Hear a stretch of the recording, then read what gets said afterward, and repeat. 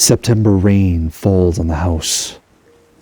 In the failing light, the old grandmother sits in the kitchen with the child beside the little marble stove, reading the jokes from the almanac, laughing and talking to hide her tears. She thinks that her equinoctial tears and the rain that beats on the roof of the house were both foretold by the almanac, but only known to a grandmother. The iron kettle sings on the stove.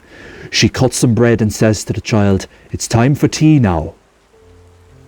But the child is watching the tea kettle's small hard tears dance like mad on the hot black stove, the way the rain must dance on the house. Tidying up, the old grandmother hangs up the clever almanac on its string. Bird-like, the almanac hovers half open above the child, hovers above the old grandmother and her teacup full of dark brown tears.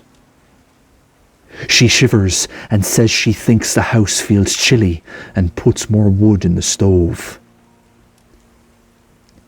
"It was to be," says the marble stove. "I know what I know," says the almanac. With crayons, the child draws a rigid house and a winding pathway.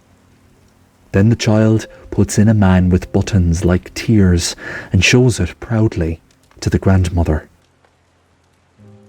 But secretly, while the grandmother busies herself about the stove, the little moons fall down like tears from between the pages of the almanac into the flower bed the child has carefully placed in the front of the house.